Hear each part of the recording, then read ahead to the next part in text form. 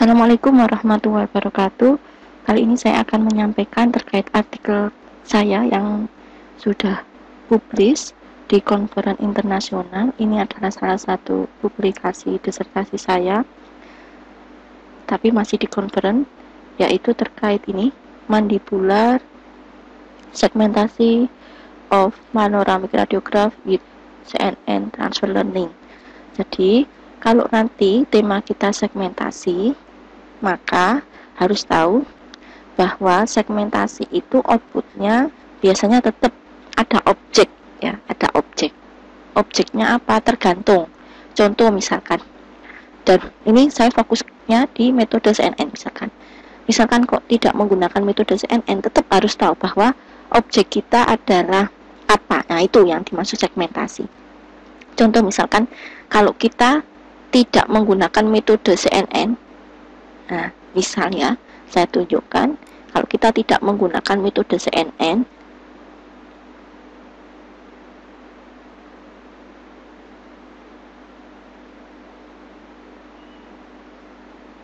nah ini, misalkan menggunakan metode Fuzzy Semin,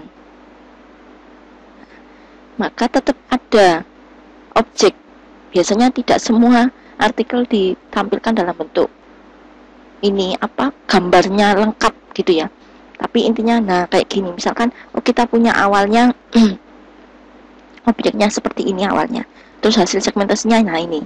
Nah, itu maksudnya gitu. Terus awalnya seperti ini. Nah, ini yang ada kursor saya. Terus hasilnya jadi tinggal ini atau bagaimana. Nah, itu maksudnya objek segmentasi. Objek segmentasi. Jadi harus paham, kalau saya temanya segmentasi, ya segmentasi itu hanya menggunakan objek tertentu yang ditonjolkan. Nah, kan memang dibedakan. Ini bukan objek, ini objek. Nah, kayak gitu. Sebenarnya di video saya itu sudah ada terkait ini apa, konferen ini. Maksudnya itu secara teknisnya untuk yang menggunakan metode deep learning atau CNN, segmentasi. Nah, ini ada cara teknisnya. Ini yang sudah saya buat dalam bentuk konferen. Ini juga konferen ini menggunakan aktif kontur. Ini yang saya pakai konferen juga sebelumnya.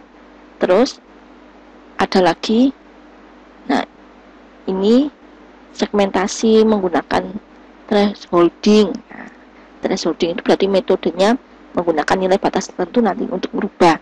Nah, terus saya garis bawahi contoh lagi. Ini saya tutup untuk yang lainnya. Nah, kalau artikel saya ini menggunakan metode, yaitu ini ya, saya tuliskan di sini. Jadi kalau kita menggunakan gambar untuk melakukan segmentasi, itu ada istilah encoder sama decoder. Encodernya itu seperti kayak mengambil fitur-fiturnya yang terpenting, ekstraksi fitur yang terpenting. Nah, nanti terus di decoder dikembalikan ukurannya, karena memang segmentasi itu nah kayak gini. Ini hasil segmentasinya, ini hasil segmentasinya. Nah, ini hasil segmentasinya, kan dia dikembalikan ukurannya. Contoh artikel yang segmentasi itu, maaf, ini tadi saya bukakan semua untuk menunjukkan bedanya. Nah, ini segmentasi, saya perbesar, saya tutup. Nah, ini awalnya, ini awal gambar, ini hasil segmentasinya. Ada objek tertentu pokoknya, yang lainnya hilang kan. Jadi yang namanya encoder, nah ini sebelah kiri ini, makanya ini ada metode unit. Nah, itu artinya berarti arsitekturnya. Kenapa kok kan? Karena yang sebelah kiri itu untuk melakukan encoder, yang sebelah kanan untuk decodernya. Jadi ini untuk mengambil ekstraksi fiturnya, terus ini mengembalikan. Nah, ini maksudnya. Jadi setiap artikel yang kita baca juga harus benar. Iya ya, ini benar untuk melakukan segmentasi. Contoh lagi, ini saya tutup, ini contoh segmentasi. Contoh lagi yang melakukan segmentasi dan juga klasifikasi, tapi intinya harus hati-hati, harus jeli ya. Contoh ini artikel berikutnya. Nah, ini ya, ini kan inputannya memang data segmentasi, tapi dia usulannya bukan melakukan segmentasinya ya, usulannya lebih ke melakukan klasifikasi. Jadi gambar aslinya kayak gini, terus dilakukan istilahnya segmentasi. Nah ini ada istilah manual segmentasi, berarti untuk dapat ground truth-nya, karena memang kalau menggunakan metode CNN harus butuh ground truth ya. Nah terus hasil segmentasinya ini baru diklasifikasi. Nah ini di artikelnya juga jelas kok bahwa ini adalah melakukan klasifikasi, yaitu klasifikasinya adalah hasil dari segmentasinya ya. Jadi gambar yang awal di segmentasi dulu, hasil segmentasinya itu baru diklasifikasi, yaitu digunakan kelas grade 2 atau grade 3. Tapi data aslinya ya harus punya data itu. Ini ya, di artikelnya juga disampaikan di bagian dataset. Saya membaca sekilasnya itu di situ. Dataset ini image data, model validation, gradient model, bentar, maaf, saya cekkan.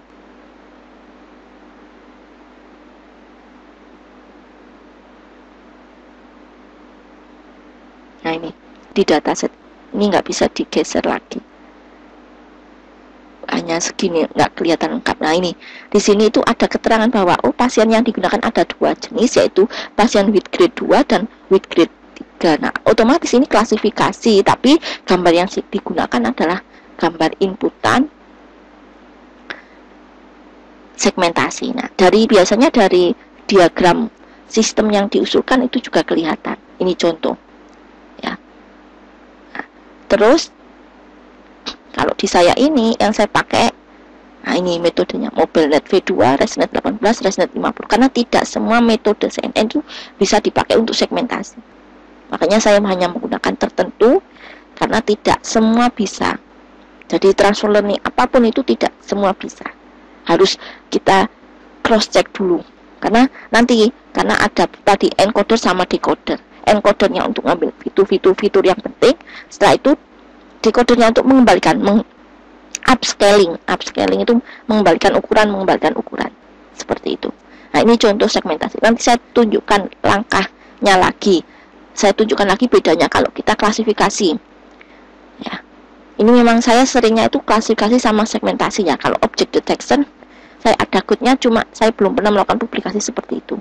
Karena lebih lama membutuhkan data lama, jadi harus dikotai dulu, nah, terus dilabeli. Nggak bisa seperti kayak ini, kayak klasifikasi atau segmentasi. Kalau segmentasi kadang masih bisa dibuat ground truth-nya dulu. Nah ini klasifikasi. Kalau klasifikasi itu pasti kelas outputnya. Jadi kalau ini, maaf, artikelnya ketutup.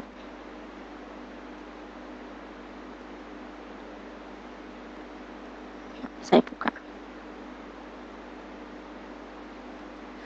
ulang. Nah ini outputnya kelasnya yaitu, saya bukakan.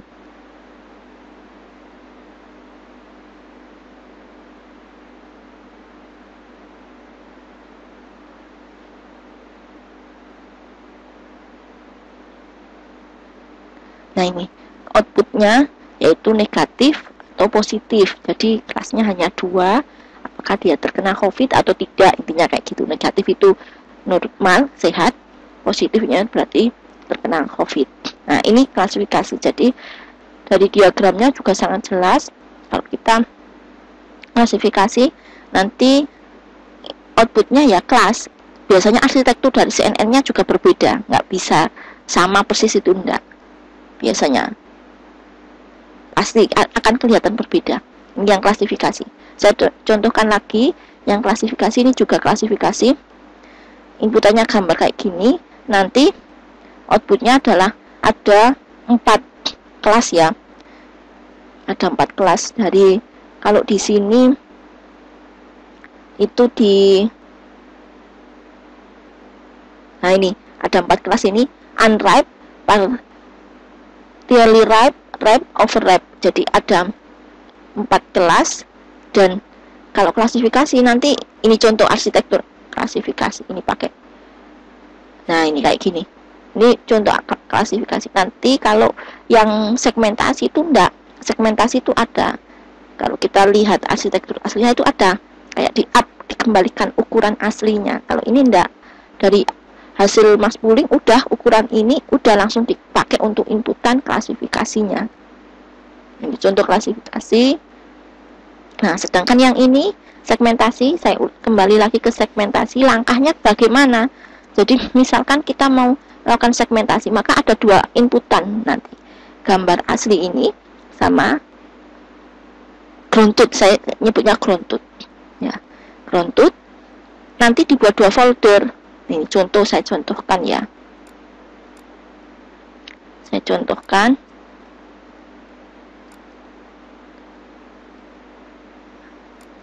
Nah, ini aslinya nanti. Sama ini ground truth. Nah, ada dua. Dan nanti ini yang akan dipakai untuk pembuatan model. Sedangkan misalkan yang brand tadi ada artikel yang brand. Kalau artikel brand juga sama. Misal ini saya contohkan datanya, saya ngambil dari Kaggle juga ini, nanti bisa dicek aja LGGMRI segmentasi gitu aja, nanti dapat. Nah, ini aslinya, maka harus dicek mana yang ground truth, yang mana yang enggak. Jadi tidak semua ini langsung dipakai, enggak. Kayak gini, ini sebagai data inputannya, ini ground truth. Jadi cari yang ada putih. Oh, ini inputannya, ini ground truth. Ini inputannya, ini ground truth. Akhirnya nanti ada dua folder. Saya tunjukkan foldernya. Segmentasi otak. Nah, ini ada folder training. Nah, ini asli, ada mask, nyebutnya bisa mask, bisa ground truth. Nah, ini aslinya, saya tunjukkan aslinya. Nah, ini data saya ambil dari Kaggle. Nah, kayak gini. Terus max-nya ini, jadi harus dipasang-pasangkan nomor 1 tadi dengan mana, 2 nomor mana gitu. Nah, ini. Jadi kalau kita lihat pasti berpasangan gambar aslinya sama tidak. Nah, ini kalau kita segmentasi. Terus nanti tidak semua bisa. Jadi saya kembalikan lagi bahwa metode yang dipakai tidak semua bisa. Ada yang selain ini bisa langsung dicek di MATLAB-nya. Terus saya ulang lagi cara mengeceknya bahwa oh, saya punya nih transfer learning ini. Nah, itu bisa nggak dipakai segmentasi, langsung dibuka aja. Pre-train. Nah, pre-train. Nah, ini saya nyari di help-nya aja, langsung di set gitu aja, pre-train. Terus dibuka pre-train ini, di set-nya ada banyak. Nah, ini dicoba semua boleh, tapi intinya tidak semua bisa. Saya ingatnya yang bisa itu MobileNet V2, ResNet tadi. ResNet pun tidak semua saya gunakan karena ini ya spek komputer, dan saya menggunakan ini pun saya nggak di laptop ini, di laptop satunya, karena butuh waktu lama nanti kalau di sini. Ya, yang bisa itu seingat saya ada inception, exception ini. Exception itu insya Allah bisa, inception juga bisa. Nanti bisa dipakai untuk usulan, boleh. Untuk melakukan segmentasi gimana nih hasilnya, seperti itu. Selain ini itu ada semantik segmentasi, di MATLAB juga ada, di bahasa Python juga ada, cuma hasilnya kurang maksimal sehingga saya nggak mengusulkan. Saya contohkan yang semantik segmentasi, saya carikan di sini. Semantik. Nah, ini fungsinya semantik seg. Ini fungsinya semantik segmentasinya. Terus nanti itu ada dikasih contoh. Nah, ini kayak contohnya. Tapi saya pernah nyoba kurang maksimal hasilnya untuk beberapa data-data saya untuk segmentasi. Ya, ini segmentasi. Nanti kalau mau ngecek hasilnya metode ini bagus atau tidak, kalau di artikel saya dulu itu ada yang aktif kontur, itu juga sudah saya publikasikan, itu pakai jakat. Jadi cara mengevaluasinya juga tidak sama. Kalau segmentasi itu bisa jakat, nah ini bisa jakat, ini jakat similarity, atau bisa juga dice. Saya dulu yang ini juga pakai dice.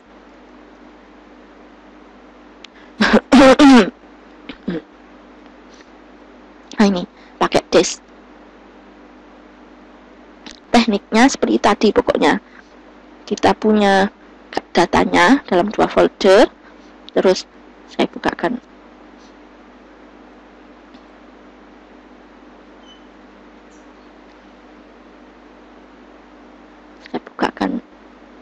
Contoh code aja satu.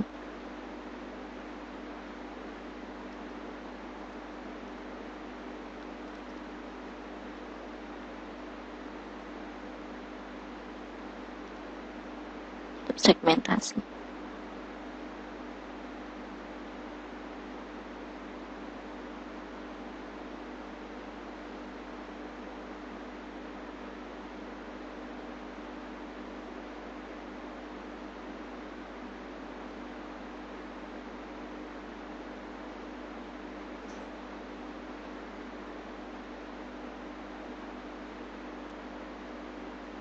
Nah ini contoh kalau kita menggunakan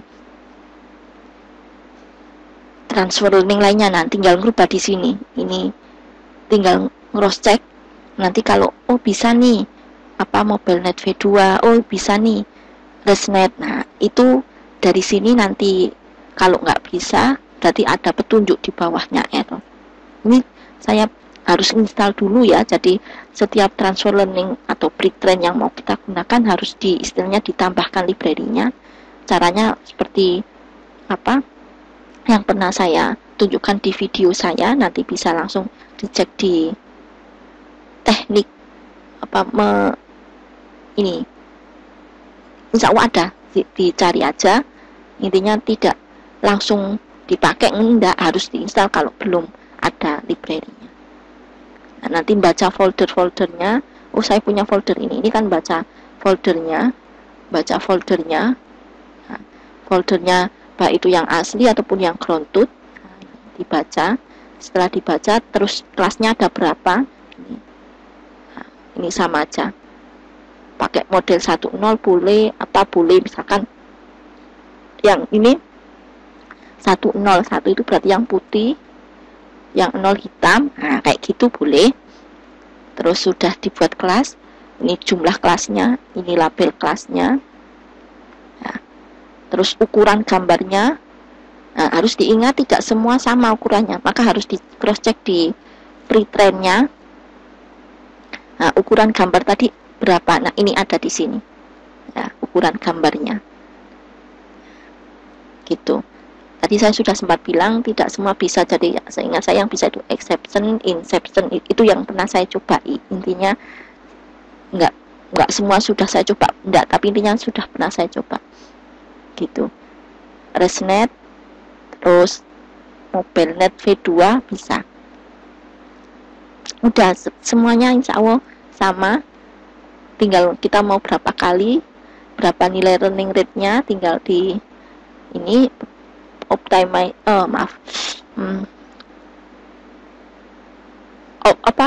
loss function-nya mau pakai apa, silakan. Ini insya Allah banyak juga, nanti bisa dicek apa saja ini loss function-nya gitu. Mungkin itu yang bisa saya sampaikan.